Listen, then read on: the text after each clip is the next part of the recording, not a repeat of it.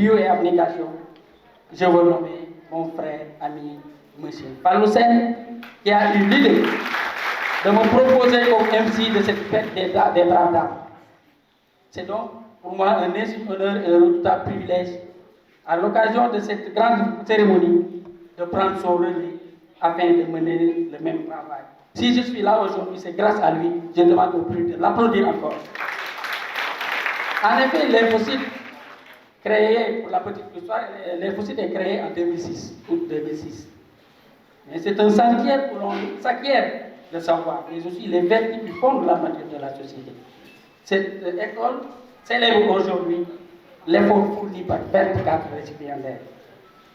Et ainsi, cette cérémonie est placée sous le parrainage de 4 brillantes personnalités.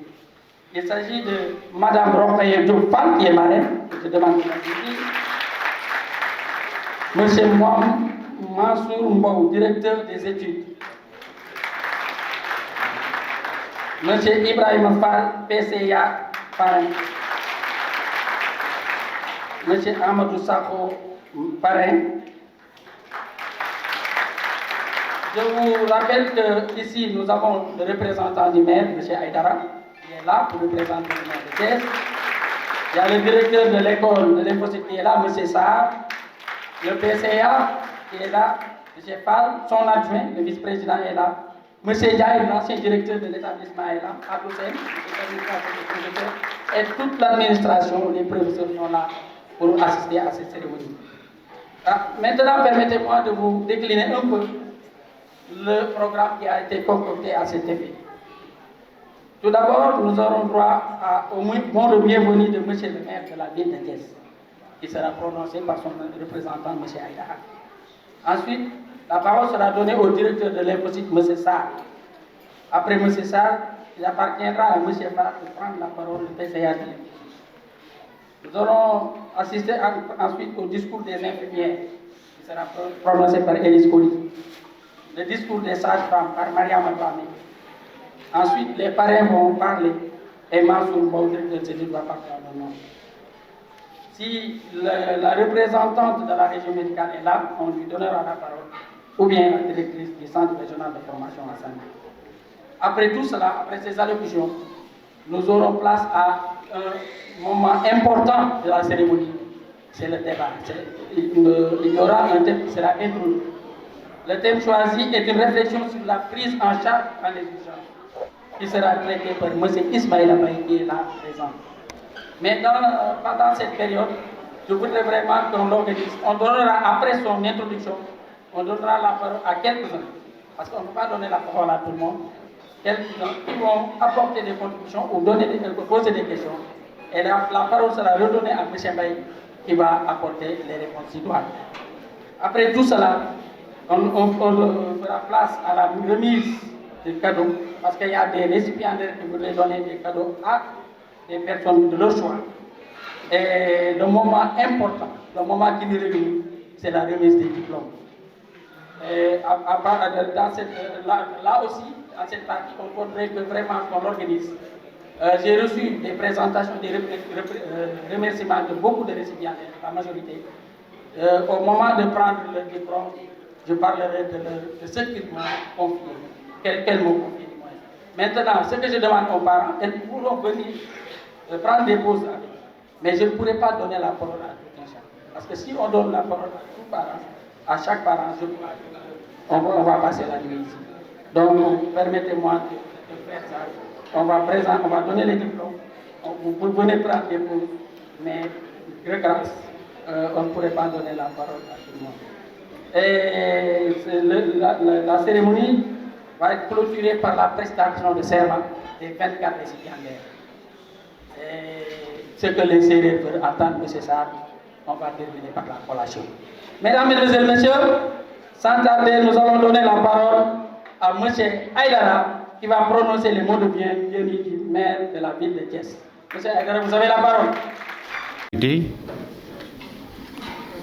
Mesdames les récipiendaires, parce que je ne vois que des dames, peut-être que c'est en l'honneur de la journée de Nder, qui est ce 7 mars, qu'on a sélectionné, M. Sen. des récipiendaires, en tout cas, ça nous va droit au cœur. Parce que la femme, dans notre société, occupe une place particulière. Et cette journée fait partie de ces journées particulières. Non seulement nous sommes à la veille de la journée des droits de la femme, la journée internationale, mais nous avons aussi la chance de célébrer aujourd'hui la femme sénégalaise à cause de ce geste ô combien historique et noble des femmes du Waalo.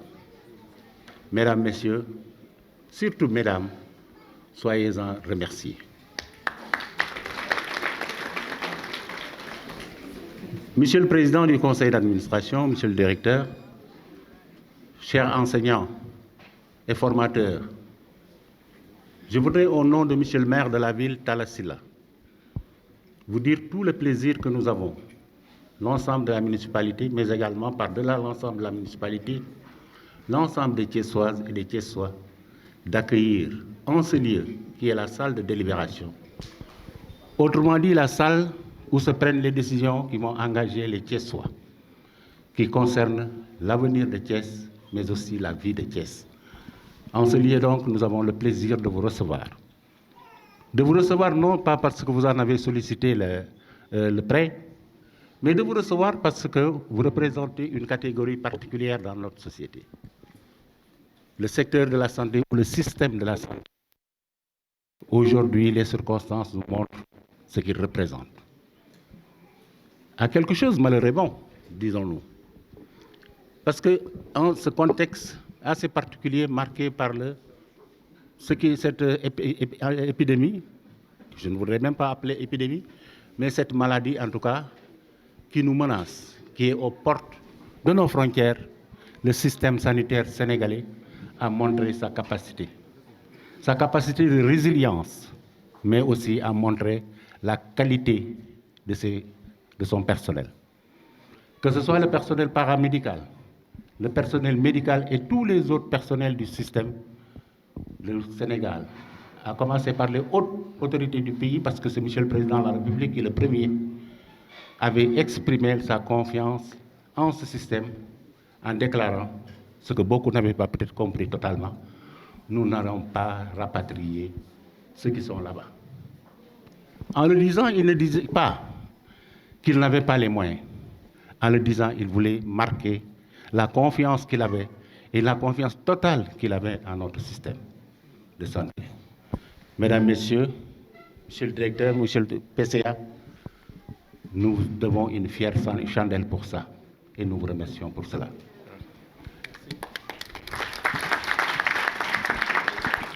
Maintenant, pour revenir à la cérémonie qui nous réunit aujourd'hui, je me suis laissé dire tout de suite que cette école existe depuis 2006, autrement dit depuis une quinzaine d'années, et qu'elle a eu à former plusieurs cohortes d'étudiants, donc plusieurs promotions, et que vous avez un taux d'insertion professionnelle de l'ordre de 90%.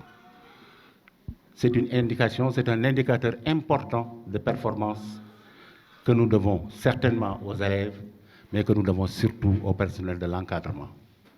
Mesdames, Messieurs, je voudrais, au nom de Monsieur le maire de la ville de Thiès, vous en exprimer notre gratitude.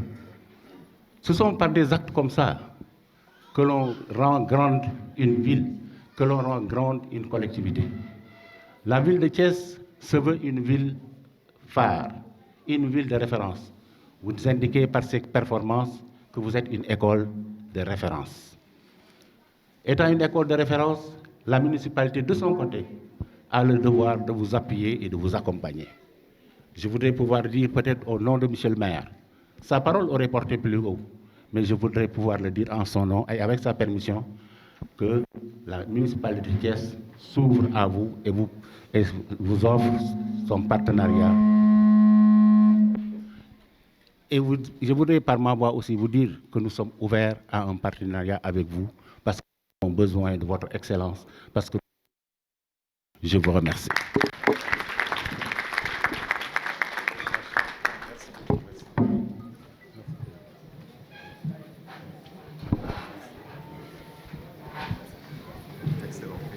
Notamment la région médicale le district sanitaire de Thiès, le centre régional de formation en santé de Thiès, les hôpitaux Ahmadou, Saïr Ndiéguène, Saint-Jean, Barthélemy et l'ensemble des infirmiers chefs de poste de Thiès.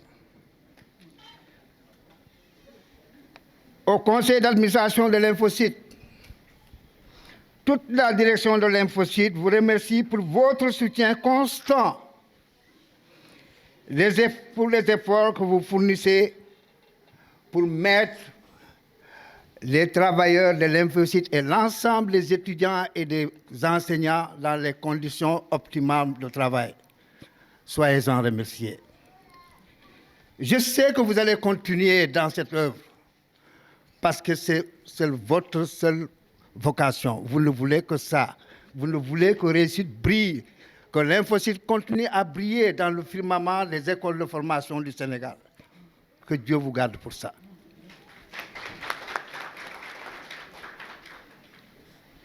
Nous remercions et saluons vivement les enseignants de l'Infocyte pour leur disponibilité, leur engagement. Et parmi eux, il y a certains qui sont déjà et qui sont cités parrains. Je veux nommer Amadou Sakho, un très grand enseignant. Chers récipiendaires, c'est votre fête. C'est l'aboutissement de beaucoup d'efforts consentis pendant plusieurs années, notamment la dernière où l'espoir de réussir au diplôme est souvent perturbé par l'inquiétude du risque d'échec. Vous vous posez la question, est-ce que je serai à la hauteur? Cette situation, vous l'avez certes vécue, mais vous l'avez aussi partagée avec vos proches, je veux dire vos parents, amis et soutiens. Vous comprenez donc leur fierté de vous accompagner aujourd'hui à l'occasion de la remise de vos diplômes. Que les parents et amis et proches soient remerciés pour cet accompagnement qui vous a conduit à la consécration. Reposez-vous bien, mais la durée de ce repos ne doit pas être trop longue. Vous venez de franchir une étape de la vie. D'autres étapes vous attendent. La recherche de l'emploi vous attend. La vie professionnelle et son accomplissement aussi dépendra de vous. Et je veux aller plus loin parce que l'exercice de la profession sage-femme, l'exercice de la profession infirmière, leur devenir dépendra dans une partie de ce que vous en ferez. J'appelle, je sais que vous êtes prêts à relever ces défis. Aux étudiants de l'Infocyte actuellement en formation, vos aînés certainement vous donnent l'exemple de réussir demain. Mais il faudra nécessairement passer par le chemin qu'elles ont entrepris, le chemin de l'abnégation, de la persévérance, du courage et de l'esprit d'ouverture. Dans ces conditions, vous préparez les conditions de votre réussite. La direction de l'Infocyte et l'ensemble du conseil d'administration sont toujours engagés à vous accompagner vers cette réussite. Soyez-en remerciés, l'ensemble des invités. Vous nous excuserez peut-être du discours incohérent, mais on a voulu être à côté de nos récipiendaires, que je salue encore une fois. Que Dieu vous garde. Merci beaucoup. boitu or di leen fayal pour ñu tekki yal na leen yàlla jàppale yéen waajur yi sàmm xale yi. ñuy nuyu nag monsieur le maire bi ma ko gisee dama ne ko ñaari cër nga am parce que da nga fi ñëwal maire waaye bi ñu nee ay dara rek kilifa nga ci ñun ñëpp moo tax ma jàpp ne lu ñu fi wax incha allahu yàlla mën na ci def barke ci barke maamam di nuyu waa CA bi yëpp toog ñi fi nekk di Abdoulaye Gaye moom laay jëkk ndax gayan la Ismaïla Mbaye Fallou Sène Alaaji Fallou Sène ak sunu mag bi ndaw ndawlu Cheikh Tidiane Ndiaye mi ngi toog di nuyu tamit waa direction école bi réccuwuñu li ñu tegee école bi seen loxo parce que ñun ñi suñu yoxol la nekkoon ba ñu xaw a am ay yenn gàllankoor ñu teg ko seen yoxo parce que ñoom ñoo fi nekk di teete xale yi ñu leen ciy sant jiital ci Madame Sarr directeur bi Mansour Mbow directeur des études bi ak ñi leen topp yëpp seen ginnaaw di personnel bi ak coordinatrice yi di jàppale xale yi suba ak ngoon soo ñëwee école da nga foog ne ñoom ñëpp sax enseignant lañu parce que ñoom ñëpp duñ ciy dugal seen loxo yal na leen yàlla fay boole bu yàgg ñu yàgg ànd ci lii ñu yàlla teg suñu kaw parce que man foog naa lu yàlla teg sa kaw rek surtout nit wóolu sa école ñëw indi doomam jox la ko kontaante ngi ci waaye nattu yàlla ngi ci surtout ñu gis ni ay xale yu jigéen ñu war leen njaboote du jàngal bi rek waaye tette bi ci la bokk xool bi ci la bokk léeg-léeg ñu ne ma paafaal yow da nga fiir nangam ma leen samay doom ngeen war naa leen fiire parce que seen yaay seen waajur du ñu wóolu ba jox ñu leen donc il faut ñu toppatoo leen di xool fi ngeen di aw ak fi ngeen di teg seen tànk yàlla nañu ci yàlla jàppale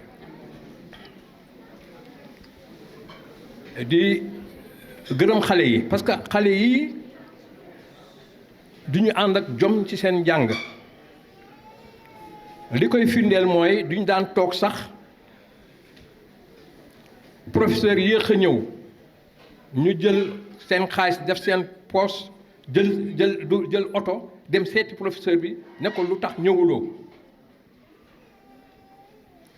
lu ñu gis mu naqari leen ñu ñëw waxtaan kook ñun ñu jéem ko faj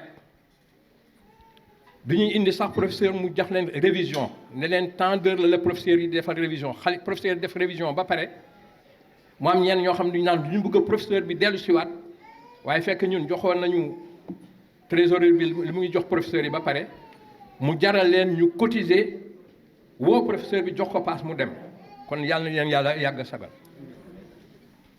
loolu courage la war nañ ci ñi leen topp nag war nañ ci jël exemple xam ni seen waajur lu ñu leen fayal ñu ñëw war a jàng si ñu fayal la nga jàng si nga boole ci tappale di daw jàng dara jaru ko ñàkk fonk sa waajur foofu la commencé ñàkk fonk sa waajur foofu la commencé di ñaax xale yi ñu gën a fonk seen njàng ba ëllëg yàlla may leen di may ñii surtout léegi njàng bi dafa gën a dëgër te fonction publique ni mu daan jëleewu ko léegi nee na am na obligation formé waaye amul obligation jël dafa am ñu muy jël am na ñoo xam mën leen jël waaye privé yi mën nañ jël ñi ci des te yàlla def na léegi ak CEDEAO bi ak nouvelle formation bi diplôme yi mujj génn dañ leen permettre nga jóge fii soo amul liggéey tamit nga postuler Côte d'Ivoire wala feneen dem yóbbu fa sa dossier ñu jël la diggante état ak état loolu def nañ ko xam naa ne Sénégal dina ko def yàlla na ko yeneen état yi def di leen gërëm di leen sant ma sœur je vous dis bonjour d'accord parce que j'ai parlé wolof je ne sais pas si vous m'avez compris ou non vous avez saisi quelques mots d'accord mais vous savez il y a le monde qui est là mais la maman est quelque chose et chaque fois que je suis devant les personnes la fibre maternelle parle et quand je parle je me dis que je m'adresse à ma maman en quelque sorte on vous remercie de votre présence, n'est-ce pas? Et que Dieu vous garde et vous vraiment guide dans votre carême. Voilà, merci. Loolu laa amoon lu may wax. Yàlla na Yàlla fay. Au parrain. Parce que je vous disais tout à l'heure que cette cérémonie est placée sous le parrainage de 4 veillantes. Je l'ai moi-même encadré dans son mémoire sur la couverture maladie, la couverture des MILDA, qui a surpris plus d'un, puisqu'il n'a pas fait 2 ans ici, dans l'établissement, mais son rayonnement et sa compétence a fait que les étudiants ont voulu le choisir comme parrain. Je dis aux gens qui aimaient, la valeur n'attend point le nombre des années, et l'adage s'applique à lui merveilleusement. Il y a une marraine qui est une marraine particulière. Je vous nomme Mme Fall Rokhaya, qui est issue de cette école, qui a été formée dans cette école, qui a eu son diplôme en 2009, je crois, qui est de la première promotion. Madame Fall Rokhaya, parce que nous avons 2 Madame Fall, souvent on dit Madame Fall au carré, mais il y a Madame Fall Kounadjei, qui est chef de section infirmière, et Madame Fall Rokhaya, qui est chef de section des sages-femmes. Madame Fall, vos connaissances et vos compétences nous sont prises à démontrer. Le premier mot que les gens prononcent en parlant de Madame Fall, ce sont ses compétences et ses connaissances. Et je crois que ça, cela mérite des applaudissements. Merci. Chers récipiendaires, vous ne vous êtes pas trompés en prenant comme marraine des personnes de renommée. Puisque les traditions nous avertissent pour vous dire, choisissez avec ici ceux à qui vous voulez donner le nom à votre enfant, car il va hériter de 7 vertus. Je crois que si vous prenez 7 vertus de M. Ibrahim Fall, 7 vertus de M. Amadou Sakho, 7 vertus de Mme Fall Rokhaya, je crois que vous aurez au moins 21 vertus. Bon, moi, j'aurai peut-être 2 vertus à vous donner. Ça va faire 23. Et vous allez voir que vous allez être très vertueux. Et donc, vous allez, n'est-ce pas, réconforter le directeur, M. Mme Insar, qui a dit qu'il veut que le système de santé soit bien pris en charge par vous. Si vous venez avec ces vertus, je crois que le système de santé sera entre de bonnes mains. Donc, honneur ne pourrait être plus grand donc pour moi que de parler en leur nom, pour clore dans la joie et la bonne humeur une phase importante de la vie de l'étudiant, l'obtention d'un diplôme qui vient sanctionner des années d'études, des années d'effort. Chers récipiendaires, ce rite de passage fort symbolique ponctue une étape de vos vies. Il reste aussi un moment d'espoir, d'optimisme, d'entrevue, de perspectives heureuses. C'est là toute l'importance que j'accorde à cette cérémonie, à cette journée, un brin ordinaire. C'est là tout l'honneur que je me vois accorder à travers cette prise de parole. Sentiment d'honneur, oui, sentiment de fierté aussi. En effet, cette journée a la particularité de me rendre fier. Fier de ce groupe de femmes et d'hommes qui aujourd'hui accèdent à un autre statut. Fier de voir se matérialiser par les diplômes délivrés tout le travail de nos collègues et amis. Je veux nommer les professeurs. Fier donc évidemment de la structure qui porte ce projet l'Infosite, ce lieu de formation et d'éducation de notre jeunesse. Fier donc évidemment, fier enfin de faire partie de cette aventure humaine, parce qu'effectivement il s'agit d'une aventure humaine. Honneur et fierté, dis-je, mais aussi responsabilité. En effet, il est de notre responsabilité de vous dire, fort de décennies d'expérience, que vous êtes au seuil d'une vie faite de responsabilités. Votre travail, le travail de l'agent santé est toute responsabilité. On vous confiera tout au long de votre carrière professionnelle la vie d'êtres humains dont vous aurez l'entière responsabilité. Sachez donc, comme le dit l'adage, que vous tenez entre vos mains fragiles la vie fragile du malade. Prenez-en conscience, prenez conscience de ce sacerdoce. Faites bon usage de vos compétences acquises. Faites aussi usage de scrupules.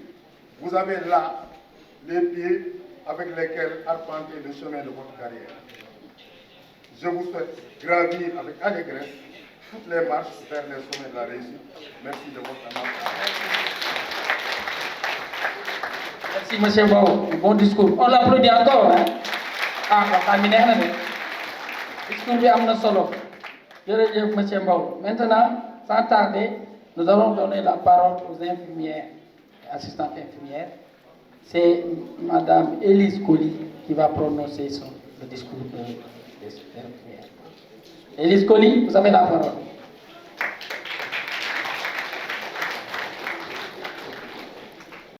Je suis très émue et très honorée d'avoir été choisie à prendre la parole à l'occasion de la remise de diplôme de notre promotion.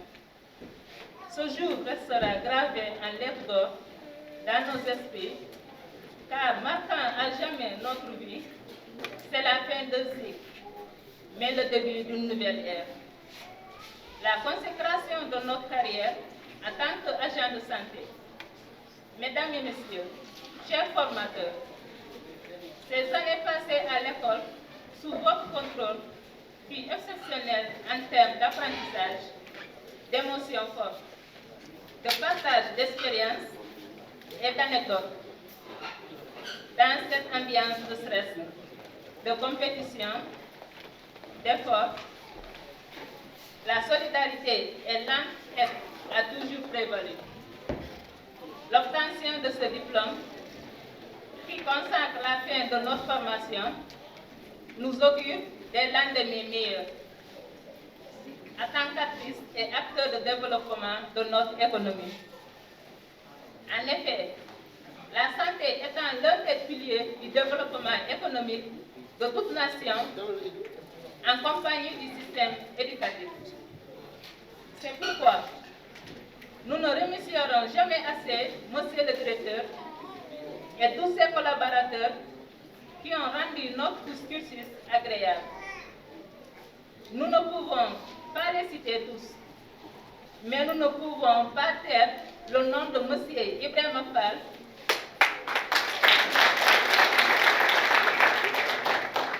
qu'on appelle affectueusement Papa, pour ses encouragements,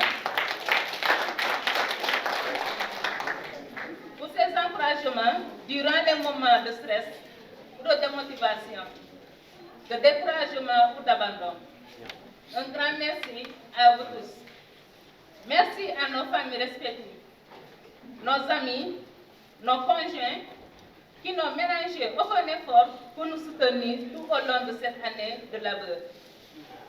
À nos cadets, nous vous passons aujourd'hui le flambeau de l'école Impossible et sommes convaincus que vous allez le maintenir encore plus haut.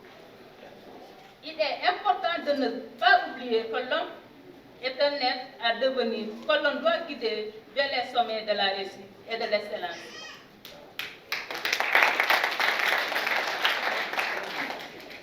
Telle était la mission de nos autorités administratives et pédagogiques. Je ne vais pas oublier pour remercier mes vaillantes sœurs et servantes de couple, ma mère sœur Vincent et sœur Agnès. Merci de votre présence.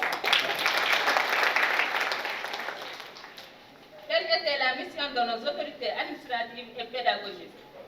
Sur ces mots, nous vous remercions en vous disant que la fête soit belle. Merci beaucoup. Merci Élise, bon discours. C'est une femme très patente, très disponible. J'ai eu à préparer cette cérémonie avec elle, mais elle a manifesté beaucoup de volonté pour que la fête soit belle. Sans tarder, je donne la parole à Mme Maria Matravé, qui va prononcer ce discours au nom des sages-femmes.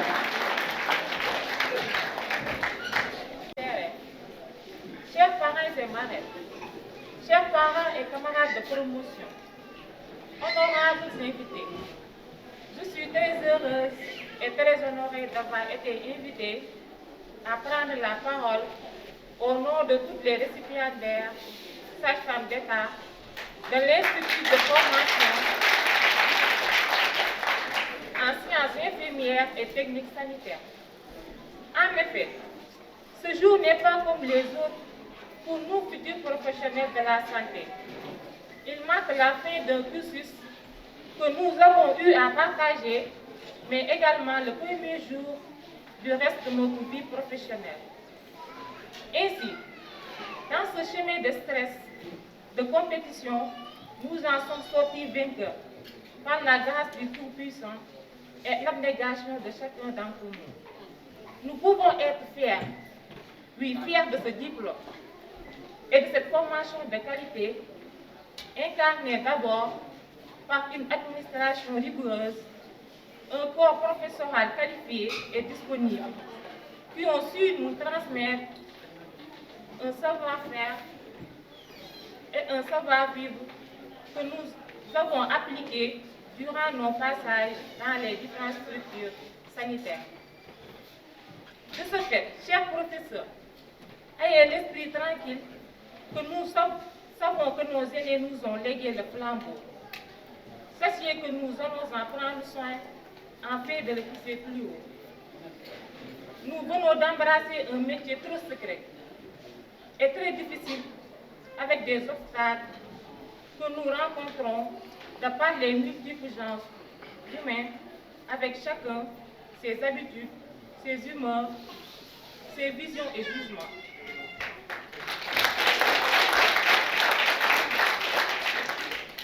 Soyez certains que nous comptons l'exercer avec dévouement, amour, patience, silence et sérénité.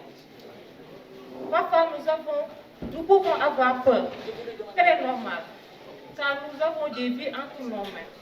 Nous serons obligés de faire face à nos craintes et humeurs et résoudre plusieurs situations stressantes avec le meilleur de nous-mêmes. Le liquide amnétique de 2 heures du matin, le vernix café rosa ou même le sang de 4 heures taché sur nos habits, ne nous découragerons guère.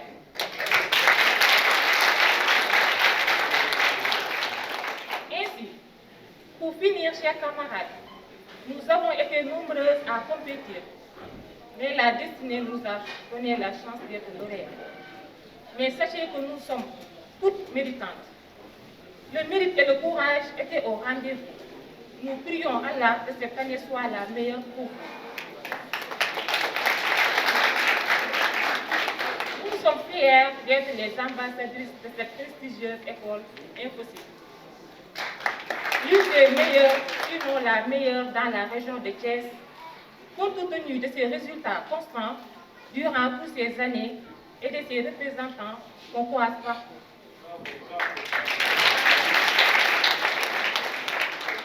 Ce serment Hippocrate que nous nous apprêtons à faire témoignera notre détermination, notre engagement et notre volonté de servir que nécessite ce métier noble, car nous avons la conviction que les sages-femmes et le personnel infirmier sont la colonne vertébrale de tous les systèmes de santé.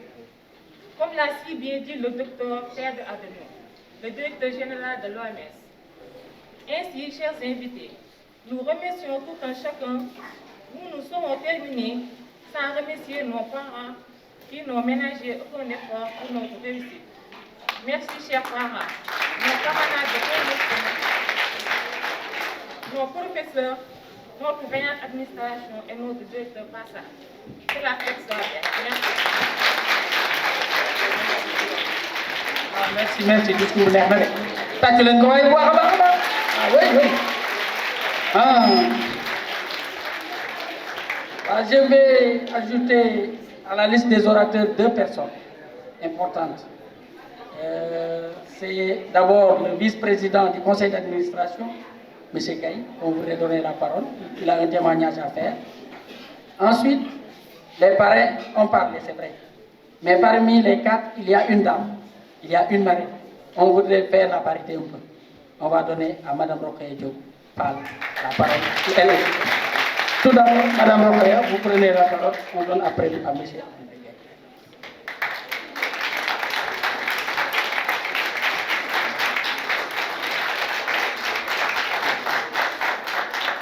Merci beaucoup.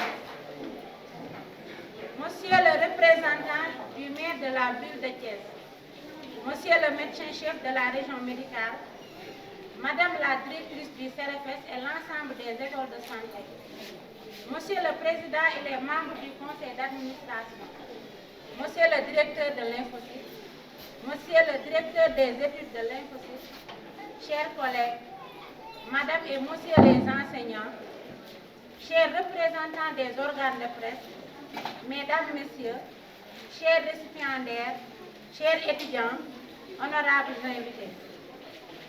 C'est avec un grand plaisir que je prends la parole en cette solennelle circonstance pour accompagner la 10e promotion des sages-femmes, infirmiers et assistants infirmiers. C'est en effet avec fierté que j'ai pris connaissance de la décision des récipiendaires de porter leur choix sur ma modeste personne comme marraine. Je considère comme un privilège l'honneur qui m'est ainsi fait. Chers récipiendaires, j'ai été particulièrement sensible aux propos de notre directeur des études, M. Mbao, et de vos porte-paroles, sages-femmes et infirmiers. Je vous en remercie vivement à chacune et à chacun d'entre vous, ainsi qu'au staff de l'Infosys, mes très chères félicitations. Permettez-moi, par la même occasion, de saluer la présence de toutes les éminentes personnalités venues rehausser l'éclat de cette cérémonie. Je voudrais saluer la présence de tous les invités, plus particulièrement ma belle famille, mes parents, à M. Cheikh Tidiane Ndiaye, à M. et Mme Adjiba. Je remercie aussi énormément mon époux qui a tout fait pour ma réussite.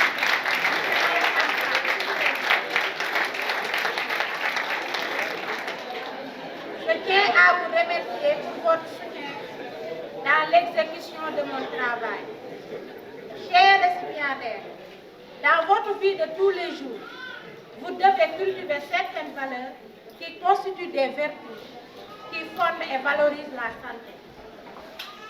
Pour cela, il vous faut ainsi faire preuve de discipline, de ponctualité, de rigueur, d'intégrité, d'empathie et d'humilité. Humilité, oui, car les hommes et les femmes de valeur cultivent la modestie. L'humilité a en effet la preuve d'une grande force de caractère. Travailler, travailler, travailler, c'est le refrain des courageux, car le monde appartient aux vaillants.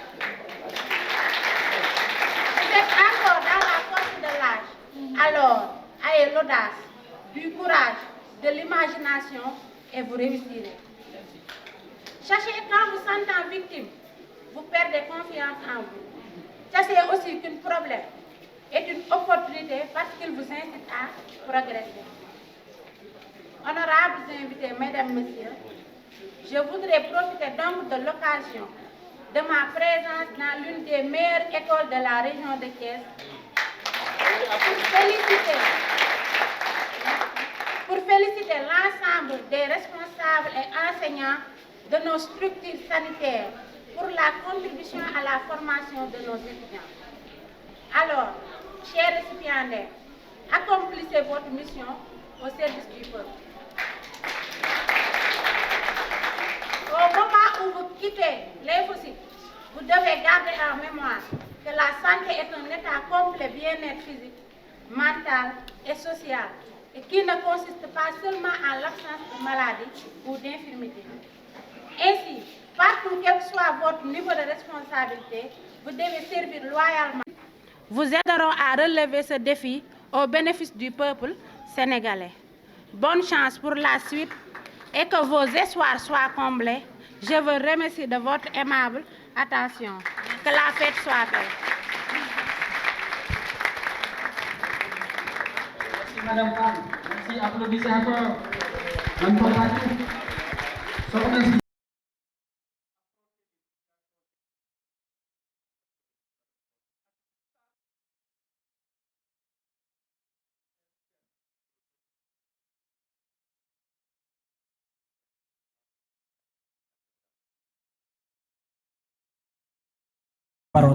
qui va faire un témoignage. Monsieur Gay, vous avez la parole. Applaudissez, Monsieur Gay.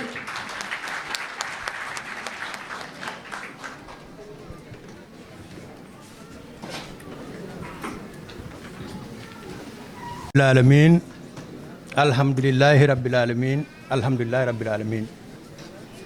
Nous remercions le bon Dieu, subhanahu wa ta'ala, le miséricordieux, qui nous a permis tous d'être là aujourd'hui pour accompagner ces récipiendaires pour la remise de leur diplôme.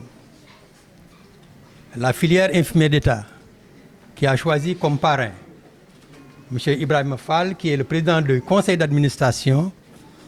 C'est ces récipiendaires qui m'ont demandé de faire un témoignage à cet éminent formateur, ils l'ont dit tout à l'heure, qui constitue un symbole dans le cadre de la santé du Sénégal.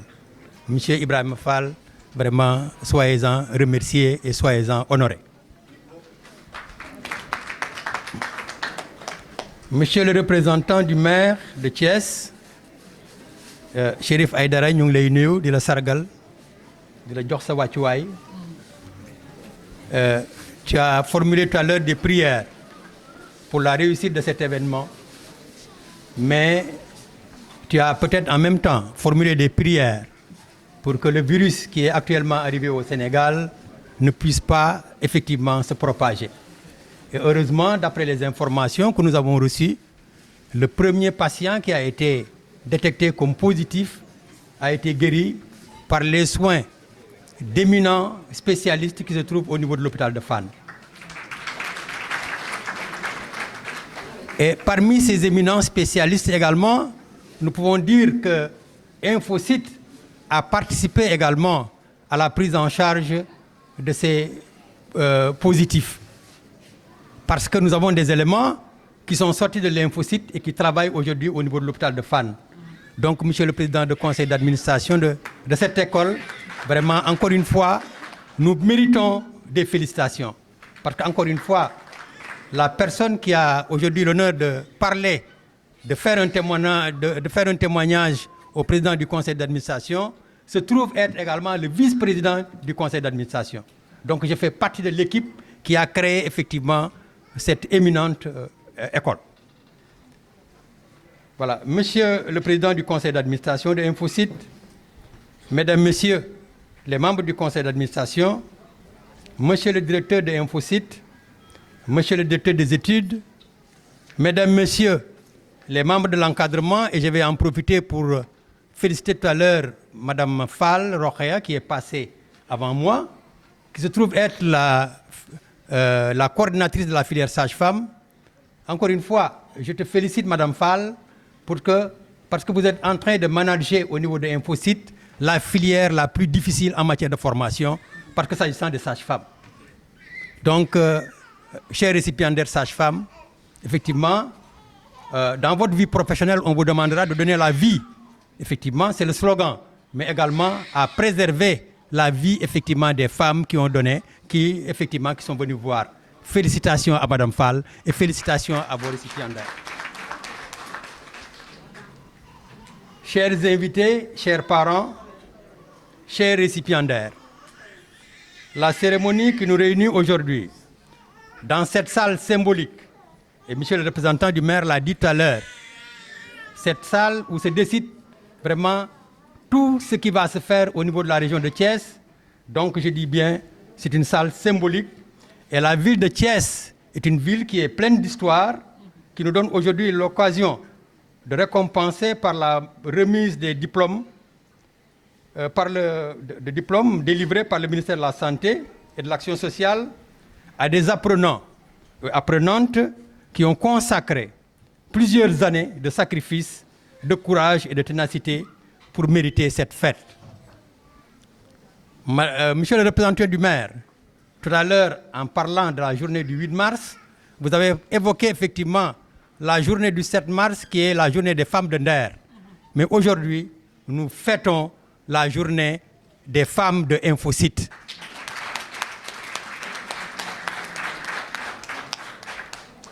Chers récipiendaires infirmiers d'État, vous me demandez en cette circonstance solennelle de parler d'un ami, d'un frère avec qui j'ai cheminé pendant au moins plus d'une quarantaine d'années. Cela prouve que c'est une amitié très sincère. Il s'agit de M. Ibrahima Fall, président du conseil d'administration de cet institut que vous avez choisi comme parrain.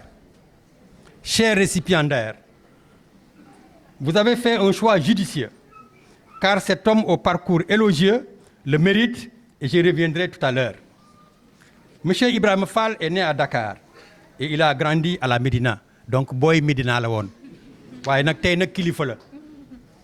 Il a fait ses études primaires dans ce quartier et ses études secondaires au CM Malick Sy et au lycée Van Vollenhoven.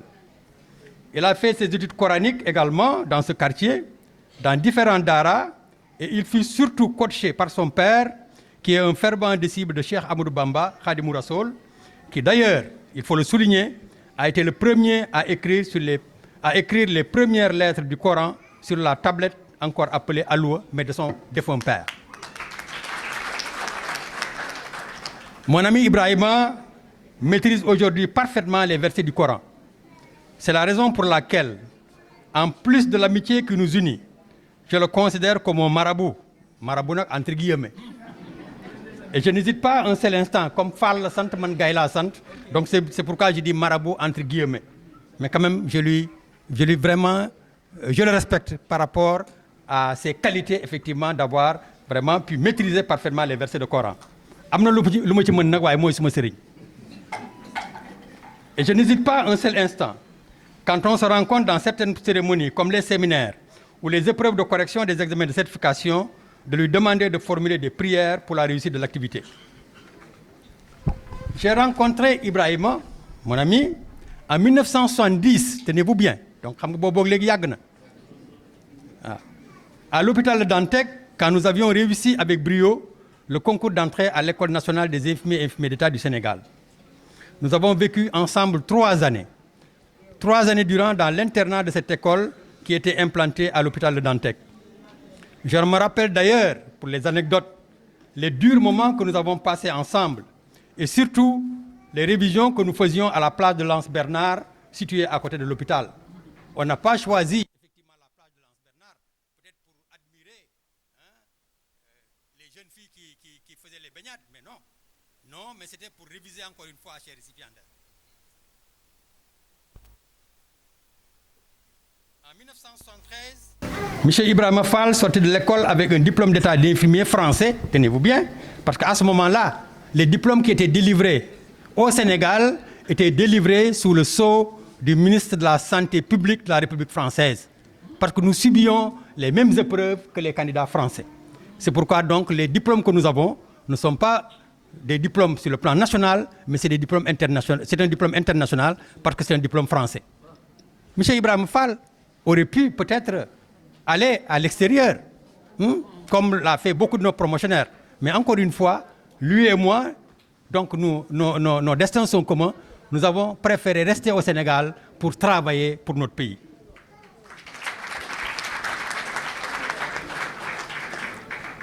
M. Ibrahima Fall, quand il est sorti en 1973, il fut affecté d'abord au centre de santé de Podor, où après 3 mois de stage d'imprégnation, il fut affecté successivement à Guédé-Chantier, au poste de santé municipal de Podor, au poste de santé de Boumba, au poste de santé de Demet. En 1977, il retourna au centre de santé de Podor parce qu'il n'y avait pas de médecin, et vu ses compétences, vu son expérience, il fut nommé responsable technique parce qu'il n'y avait pas de médecin. Par conséquent, il jouait le rôle de chef de circonscription médicale. Félicitations, Ibrahim. En 1978, il fut affecté à Diourbel, malgré le refus des populations de Podor qui refusaient de perdre ce personnel de santé pétri de qualité. Au centre de santé de Diourbel, qu'il a fini par rejoindre, il occupa respectivement les postes de responsable du pavillon des tuberculeux, de la salle de tri des enfants et de superviseur des soins de santé primaire et du programme élargi de vaccination. je précise encore une fois que nos chemins se sont croisés dans la région de Diourbel, parce que quand il était superviseur au niveau de la région de Diourbel, moi j'étais affecté à Bambey comme superviseur des soins de santé primaire. En 1988, Ibrahima réussit au concours d'entrée au Centre d'enseignement supérieur en soins infirmiers, CECI de Dakar, qui était une école de l'OMS et qui formait tous les cadres infirmiers de la sous-région. Donc, effectivement, il n'y avait pas que des Sénégalais, il y avait des Ivoiriens, il y avait effectivement beaucoup de nationalités qui fréquentaient cette école où on formait les cadres infirmiers. Moi également, donc, vous voyez comme nos chemins. C'est pourquoi les récipiendaires qui m'ont demandé de parler de lui, ils ont bien fait. Hein? Parce que là également, au niveau de cette école, de cette prestigieuse école, nos chemins se sont croisés. Ouais, il faut pas du tout. Je l'ai devancé d'une année. Parce que quand il venait en première année, moi j'étais en deuxième année. Mais encore une fois, je vais vous dire ce qui s'est passé. Donc, nous étions 3 superviseurs au niveau de Diourbel. Nous nous sommes présentés au concours très sélectif, parce qu'à ce moment-là, on prenait dans le Sénégal 3 infirmiers d'État et 2 sages-femmes. Nous avons fait le concours, nous étions 3, il y avait une dame. Alors, Ibrahima Fall et moi, on n'a pas réussi. Mais la dame a réussi.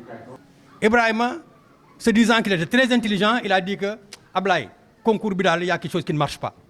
Parce que cette dame-là qui a réussi, et nous n'avons pas réussi, je ne ferai plus le concours. Alors, Ibrahima s'est découragé. Mais moi, l'année suivante, je me suis présenté et j'ai réussi. Ah, ça a créé un déclic en Ibrahima. Il m'a dit, Ablaye, nous l'avons bon yo, bon admet, man fuma jaar na def concours bina admis. Voilà les raisons pour lesquelles je l'ai dévancé au niveau du CECI. Donc quand j'étais en deuxième année, Ibrahima Fall faisait la première année. En 1990, M. Ibrahima Fall réussit son examen pour l'obtention du diplôme de technicien supérieur de santé, option enseignement-administration. Il fut affecté comme enseignant à l'École nationale des infirmiers et infirmiers d'État, où il occupa successivement les postes de responsable de la bibliothèque, responsable du matériel, coordinateur de la première année et de la troisième année, et enfin comme chef de section. Quel parcours élogieux! Quel parcours élogieux! M. Fall a terminé à être le chef de section de la filière infirmier et infirmier d'État au niveau de l'ENDSS, la prestigieuse école qui forme des infirmiers d'État et des sages-femmes. Mais encore une fois, chers parents, chers récipiendaires, là-bas aussi, M. Ibrahima Fall m'a trouvé comme enseignant. Parce que quand je suis sorti également du CECI, on m'a affecté comme enseignant au niveau de l'ENDSS. Et connaissant ses qualités, je me suis battu au niveau du ministère pour que Ibrahima Fall puisse me rejoindre au niveau de l'école.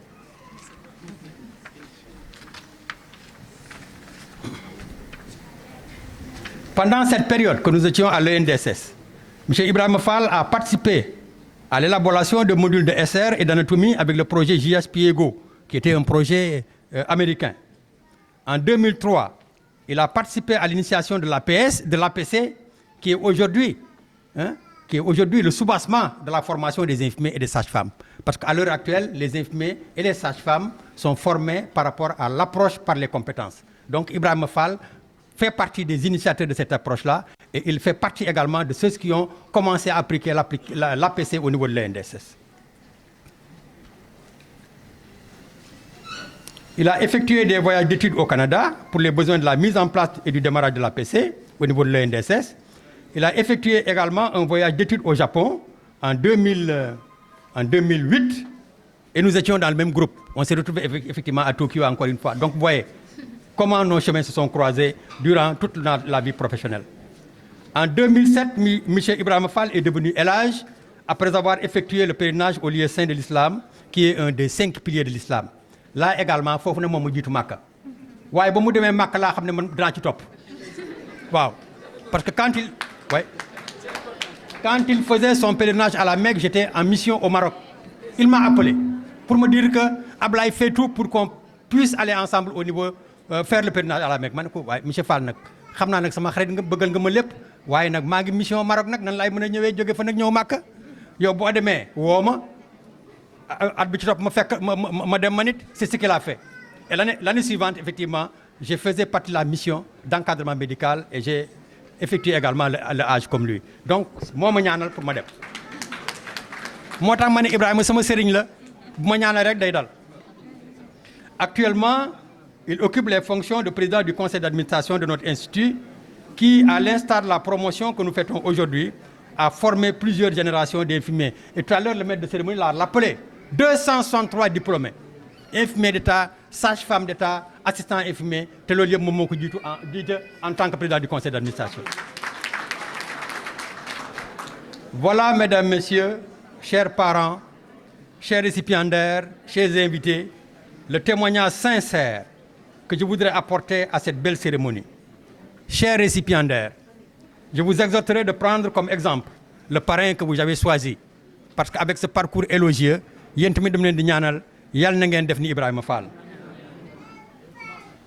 puisse Allah le miséricordieux vous accompagner dans la lourde tâche qui vous attend tout au long de votre carrière professionnelle. Je vous remercie de votre bien aimable attention. Que la fête soit belle. Madame, Messieurs les parrains, chers parents, chers récipiendaires, distingués invités. Mais j'allais dire encore, chers maîtres, pour rappeler que j'ai été étudiant de M. Ibrahim Fall et de M. Abdoulaye Gaye. Vous avez été leur élève. Je ne cesserai jamais de les remercier, mais aussi avec le coaching de M. Cheikh Tidiane Ndiaye.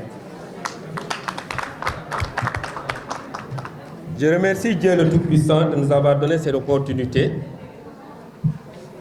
de prendre la parole, sinon d'animer et de susciter un tout petit peu la réflexion. Juste pour dire que c'est un honneur et un grand plaisir d'animer cette conférence à l'occasion de la cérémonie de remise de diplôme de cette promotion sortie de l'Institut national de formation en sciences infirmières et techniques sanitaires. En effet, c'est un moment marquant la fin d'une période de votre vie, chers récipiendaires, que nous avons eu la chance de vivre, mais également le premier jour du reste de votre vie professionnelle. En cette heureuse circonstance, je tiens à remercier sincèrement la présence de M. Aïdara, représentant du maire de Thiès. Et c'est un honneur pour nous. Chers récipiendaires, nous savons que ces années passées à Infocid furent denses, non seulement en apprentissage, mais aussi bien sûr en émotions fortes et en rencontres. Et dans cette ambiance de stress et de compétition, de travail et d'effort, au lieu de jouer à la carte du chacun pour soi, vous vous êtes serré les coudes et resté solidaires. Chers récipiendaires, vous pouvez être fiers de ce diplôme et de votre formation qui vous donne des atouts importants pour votre vie professionnelle.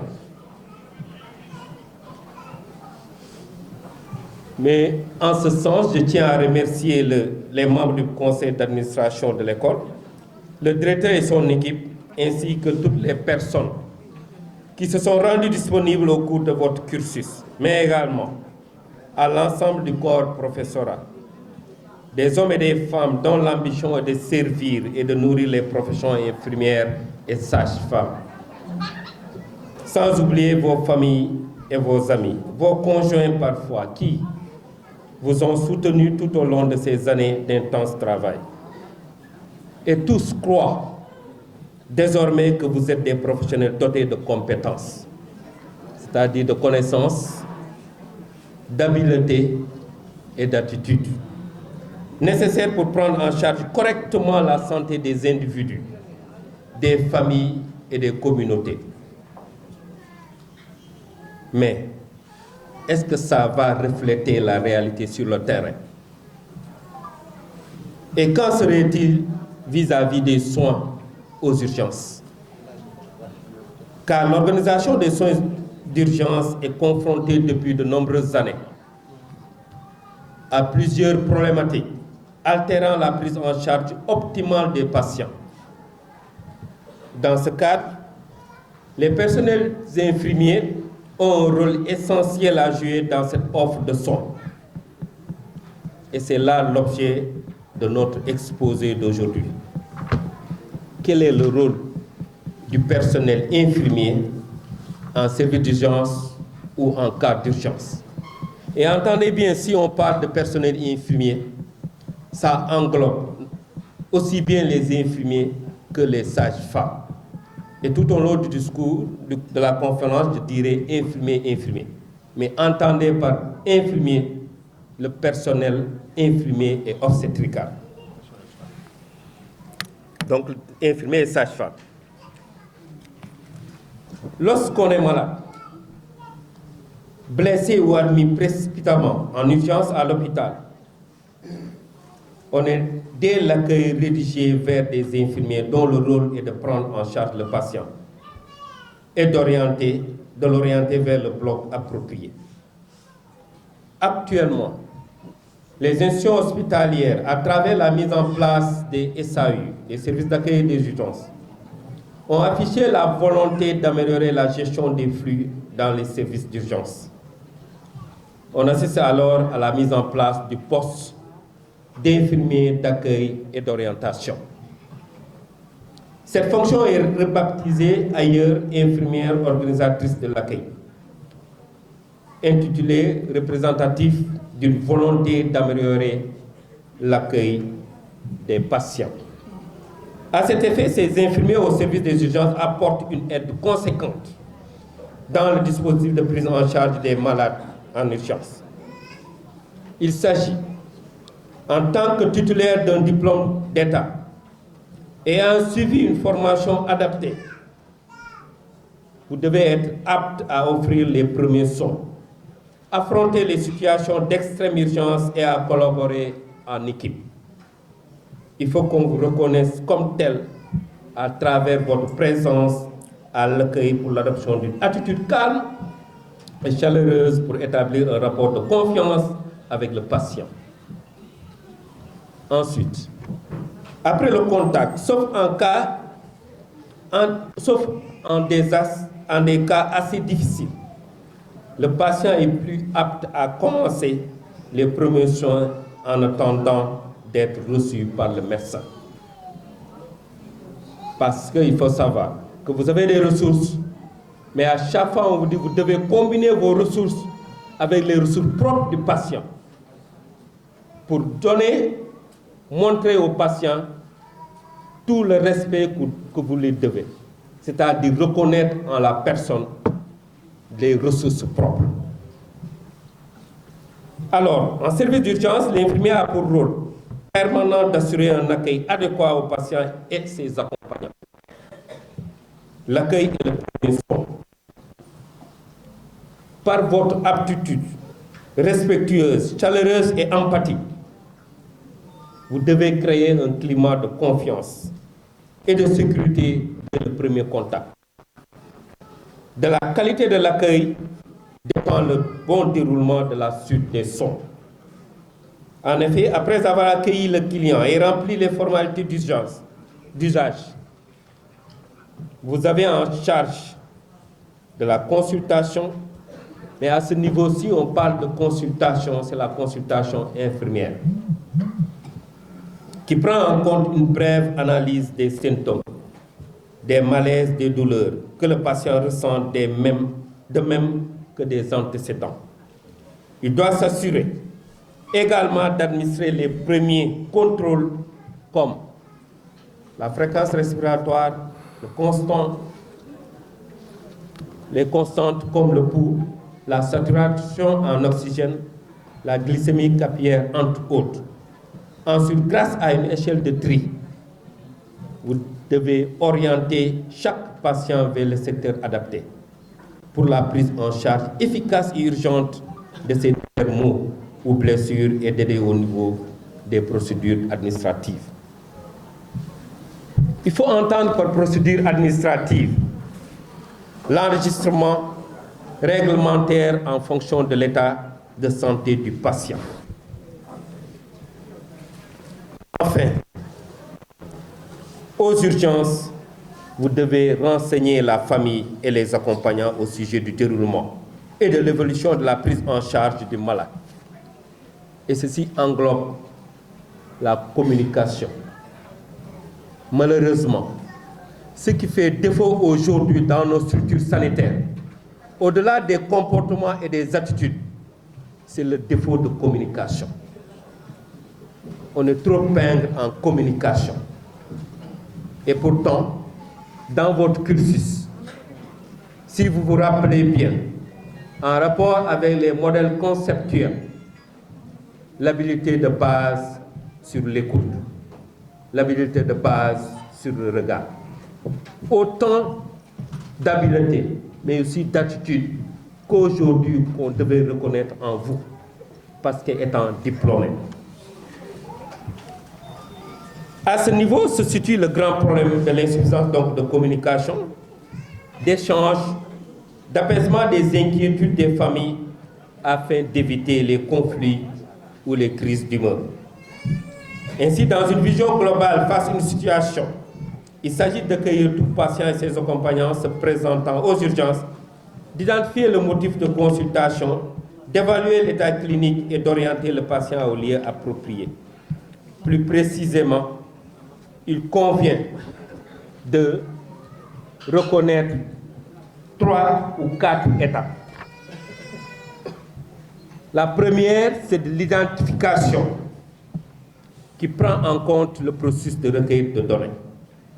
Il s'agit de lister les motifs d'arrivée, les symptômes, les circonstances de survenue, mais aussi le traitement spécifique en cours. En deuxième lieu, le classement des urgences par indice de gravité. Là aussi se situe un autre manquement. Nous savons bien que les populations ne peuvent pas reconnaître le niveau d'urgence compte tenu véritablement de leur situation.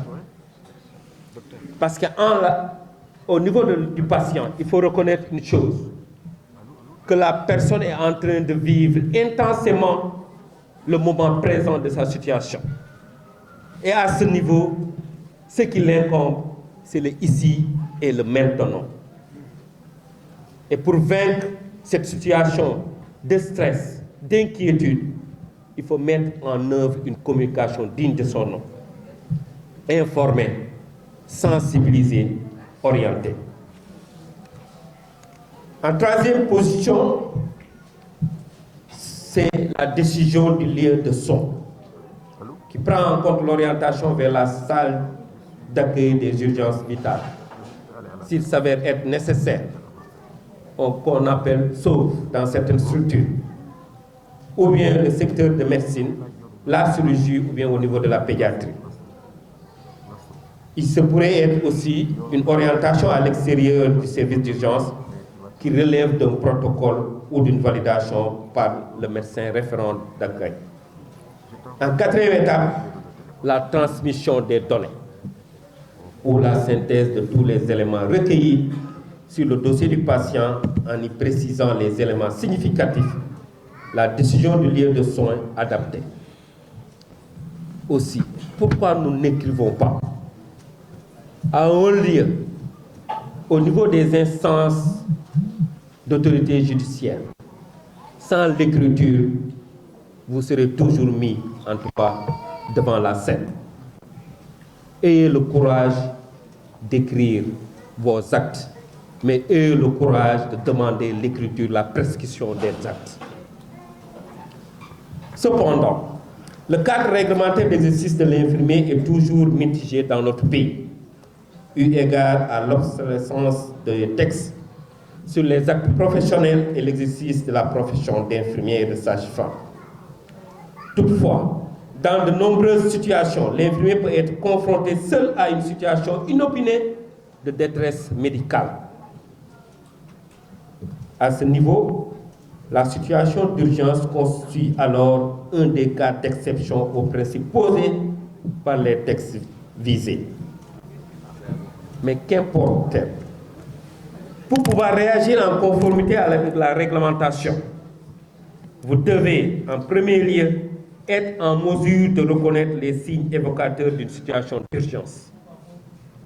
Or, ce n'est pas chose facile. En second lieu, il vous appartient de les retranscrire de manière précise et détaillée au personnel médical pour une prise en charge adaptée.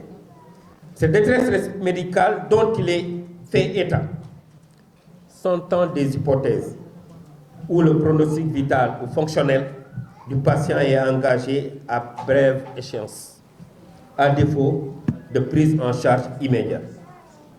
Il est donc attendu de vous une grande réactivité.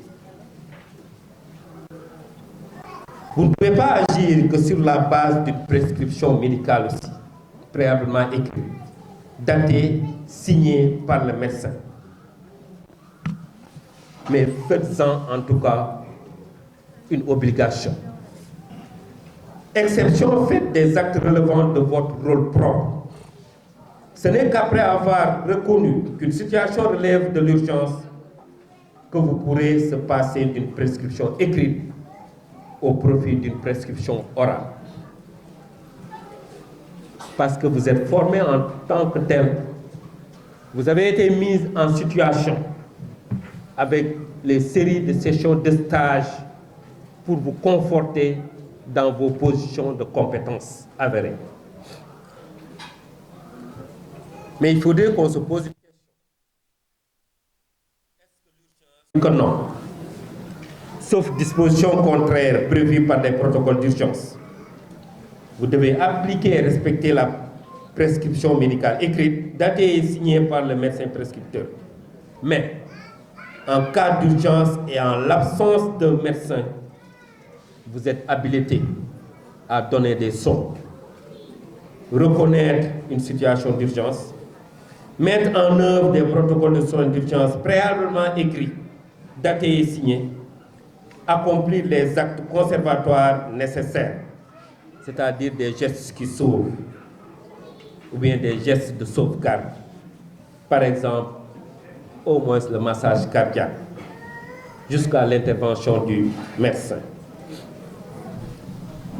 Sauf en l'absence de protocole préalablement établi, vous êtes compétent de décider des gestes à pratiquer en attendant que puisse intervenir un médecin.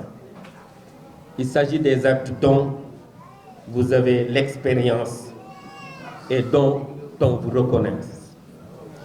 Prendre toute mesure en votre pouvoir afin de diriger le patient vers la structure de soins la plus appropriée.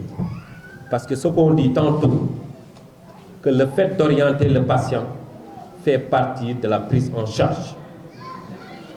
Et à ce niveau, aussi bien, je l'intègre dans ce dispositif, que vous soyez en position dans une structure sanitaire au service des urgences, que vous soyez dans un centre de santé en service d'accueil, ou bien tout simplement que vous soyez au niveau de votre poste de santé ou votre maternité.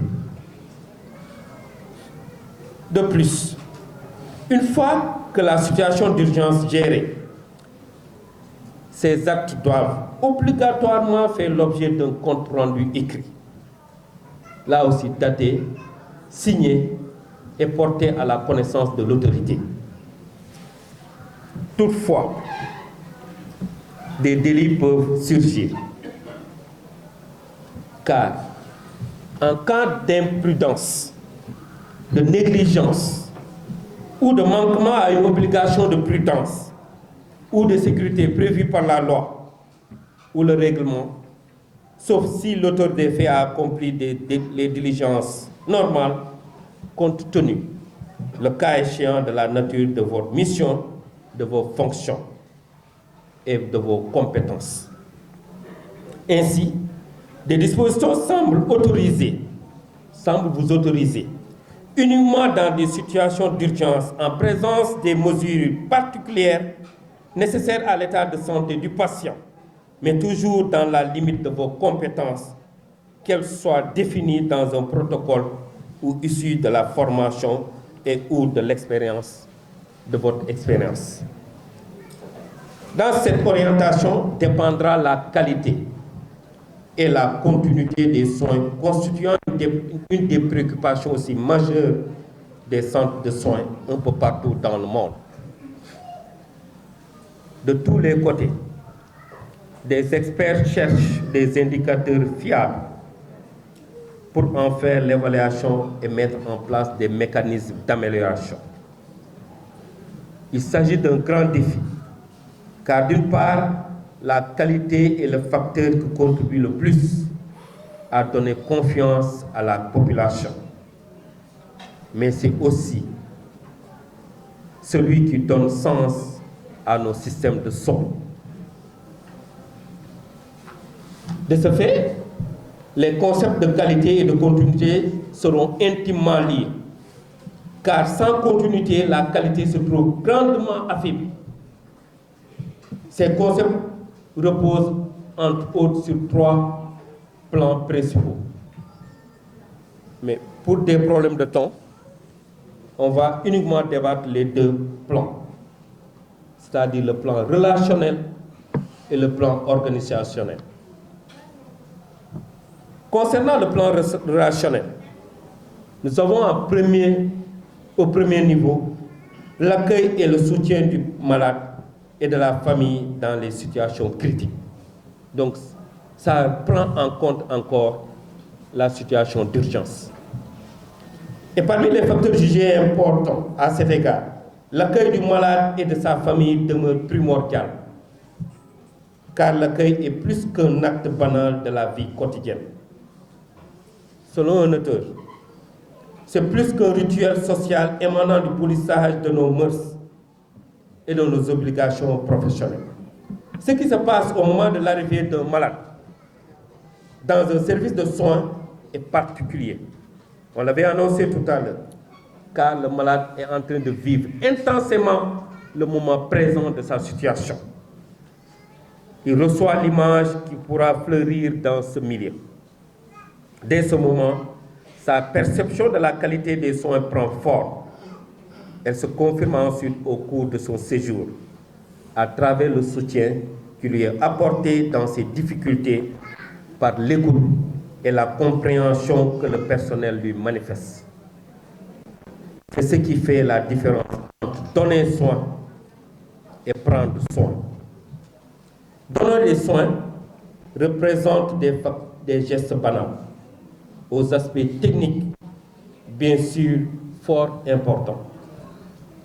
Mais prendre soin de quelqu'un possède un sens beaucoup plus profond, supposant une implication personnelle, des qualités de cœur et d'intelligence bien différentes.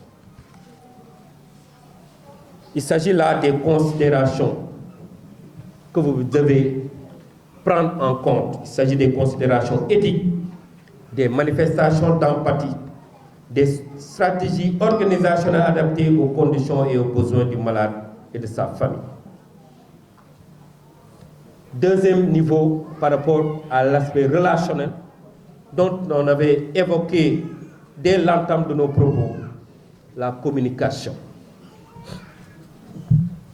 Les utilisateurs de soins doivent être en mesure de juger de manière pertinente des soins reçus et peuvent facilement évaluer leurs qualités humaines reliées à la communication et la relation d'aide. En sciences infirmières, ce sont des éléments de compétences essentiels.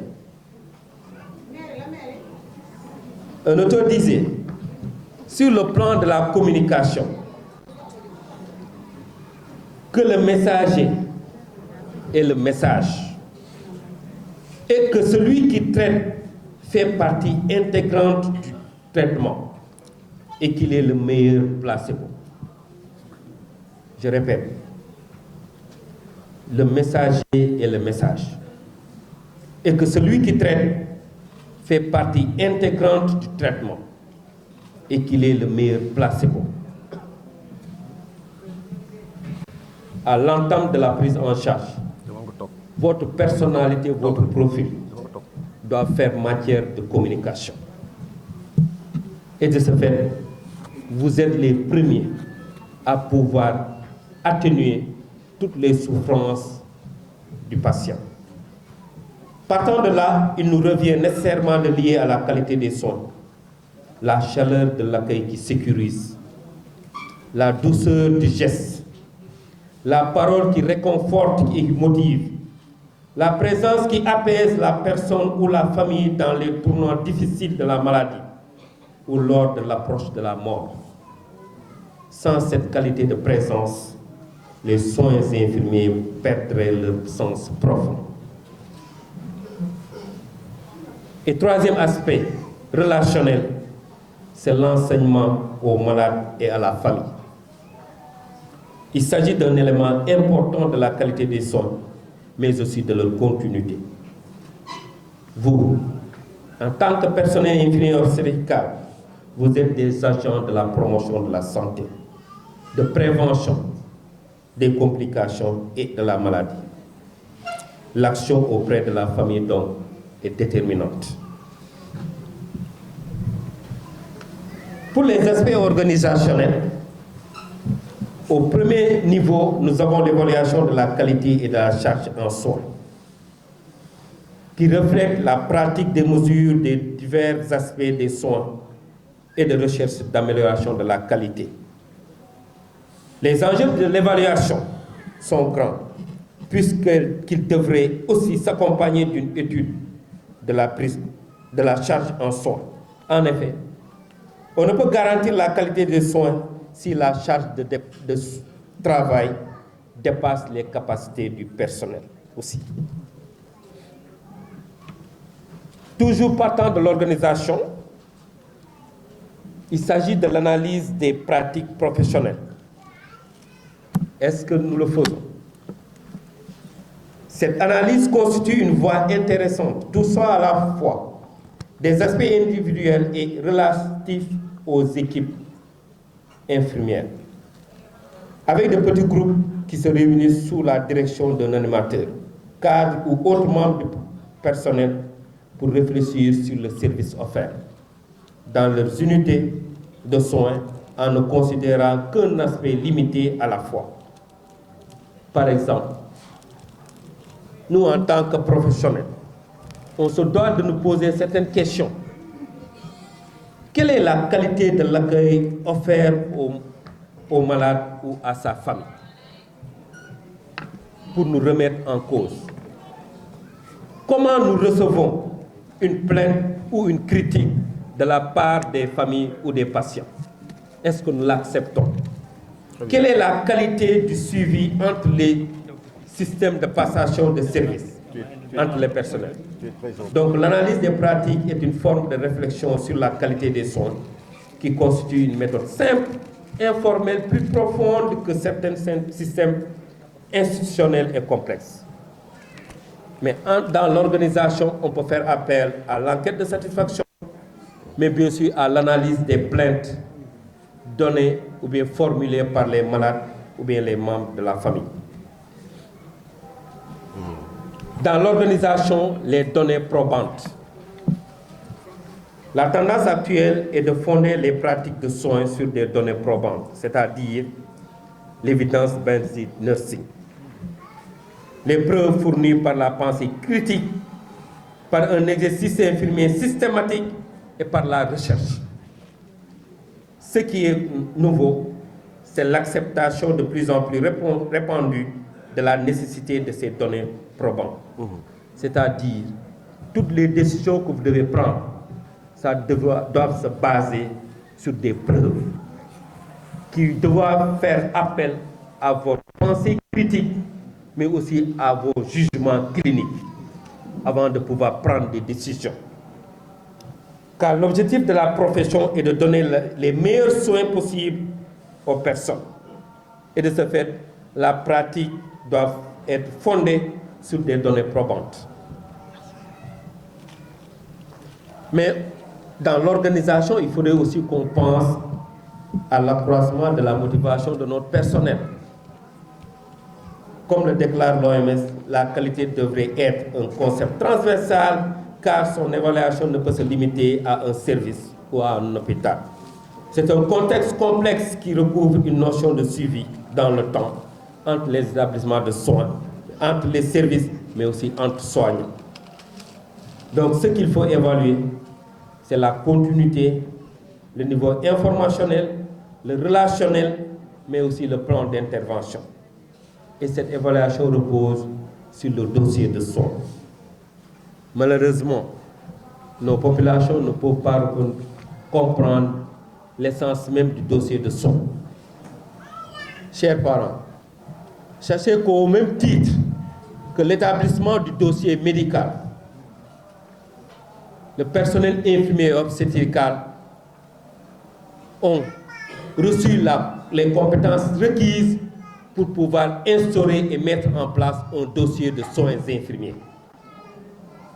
Sachez que, au même titre que vous entendez parler de diagnostic médical, ces sages-femmes et infirmiers peuvent mettre en place un diagnostic infirmier ou bien un diagnostic de sage-femme. Donc le dossier infirmier obstétrical est un instrument de la continuité des soins par excellence. Et c'est le dossier du malade, et particulièrement votre dossier. Mais quelle est donc la conduite à tenir en cas d'urgence, pour résumer? Il s'agit au premier niveau que vous ayez en tête le fait de pouvoir prévenir le responsable. Et généralement, on dit le médecin responsable. À ce sujet, il incombe, comme nous l'avons déjà dit, d'une part de déceler les signes évocateurs d'urgence et d'autre part de communiquer ces informations aux médecins de façon rapide, fidèle, objective et précise. En effet, l'infirmier concourt au recueil des informations utiles aux médecins pour évaluer l'effet de leur prescription et participer à la surveillance clinique et à l'application des prescriptions. Car on considère que vous, en tant que personnel infirmier obstétrical, vous devez savoir apprécier le danger et le retranscrire avec efficacité aux médecins. Par exemple, partant d'une étude de cas que je vais vous lire, un infirmier peut être condamné pour non-assistance à personne en danger pour uniquement s'être contenté d'appeler le pédiatre sur constat de brûlure au 2e degré d'un enfant amené en urgence auquel une monitrice éducatrice venait de donner un bain trop chaud. Et malheureusement, l'enfant devrait décéder par la suite. On pourrait considérer qu'il aurait dû informer le pédiatre de la gravité réelle des brûlures et non pas se contenter de la prescription par téléphone d'une pommade ou d'un antalgique. Le pédiatre, a été, quant à lui, relaxé, car le personnel ne l'avait pas mis en mesure d'apprécier le danger compte tenu de la mauvaise qualité des informations transmises. Pourtant, sur ce point, notons que les magistrats auraient pu reprocher aux médecins d'avoir agi avec légèreté en ne se déplaçant pas. La pratique est tellement futile. Ayez à l'esprit toute la grandeur de la considération qu'il faudrait mettre en œuvre devant des cas que vous recevez. Oui. Ça il faut insister. Autre chose, c'est l'application du protocole de soins d'urgence.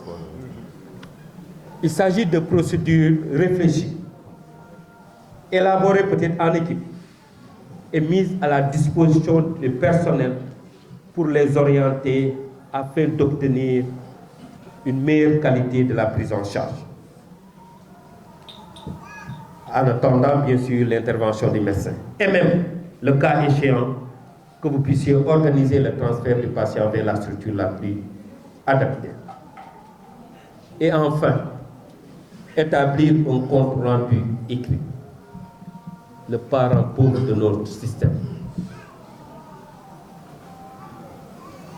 D'une manière générale, nous constatons qu'il est important et même obligatoire de prôner la règle de l'écrit pour un nombre non négligeable d'actes que vous devez accomplir. Aussi fastidieuse que puisse paraître cette exigence, elle se révèle être d'une importance capitale en cas de procès. Toute apparition de signes douteux ou de complications consignées par écrit et remise au médecin prouvera la diligence que l'infirmier dans l'accomplissement de son travail et jouera en faveur de son exonération de responsabilité. Pour conclure, nous devons nous rappeler que les infirmiers sont les vigies, j'allais dire, le personnel infirmier et obstétrical sont des vigies des médecins et leur rôle est en train d'évoluer. Il faut porter un nouveau rôle infirmier, notamment aux urgences. Une piste de réflexion doit être menée davantage, bien sûr, sur ce sujet. En ce sens, nous appelons à un accroissement de votre rôle et se dit favorable au développement des professions dans les établissements de soins. Ainsi, l'accent peut également être mis sur la qualité de l'accueil et d'orientation que vous allez mettre en prendre. Votre rôle est d'assurer les premiers soins, de lutter contre la douleur, pour l'administration d'antalgiques, d'assister les patients et de gérer les flux de patients selon le cadre d'activité. Ces fonctions sont assurées dans le cadre du rôle propre, de votre rôle propre et en se référant sur les protocoles et les procédures de soins. Mais parfois, la situation est conflictuelle avec le patient, car ce dernier ne comprend pas pourquoi son cas va être considéré comme moins grave que celui d'un autre. Il y a donc un important travail relationnel à faire avec ce dernier. Je crois qu'à partir des analyses qui sont faites, ressortent certaines évidences dont tous les personnels d'un hôpital ou d'une structure de soins, quel que soit leur rôle, sont responsables de cet idéal recherché. Le service infirmier obstétrical, en raison de sa position de plaque tournante des soins d'interface entre le malade et le système médico-administratif, est particulièrement impliqué. Chers récipiendaires, vous allez jouer un rôle pivot, indispensable pour la sécurité des soins, en collaboration avec les médecins. Votre formation initiale et continue, votre qualité technique, la qualité des relations avec le patient et l'éthique professionnelle doivent vous engager à prodiguer des soins de qualité et sécuritaires. Ces récipiendaires, ayez toujours à l'esprit que vous êtes la porte d'accès aux soins, à la qualité et à la santé de nos chers. De l'hôpital général Grand Yoff. Aujourd'hui, hôpital professeur Idrissa Pouy, chef de service des soins infirmiers. N'oublions pas que M. Ismaël Mbaye est aussi le président de l'ANIDES, l'Association nationale des infirmiers d'État. N'oublions pas que M. Ismaël Mbaye est un enseignant qui est officier à l'Infocyte, mais qui officie aussi dans d'autres établissements au niveau de Dakar. l'exposé, le sujet qui nous amène, remet en place la question fondamentale, non seulement de la problématique des urgences au Sénégal, mais au-delà, la question de la qualité de la formation du personnel infirmier et obstétrical. C'est ça la vraie question. Alors, on va vous donner la parole pour ceux qui ont des questions à poser, des questions d'éclaircissement ou bien de contributions. On va prendre quelque chose comme 5 personnes. 5 personnes et on va demander à M. Ismaël Mbaye pour conclure cet exposé. 5 personnes. Vous avez la parole. Levez la main.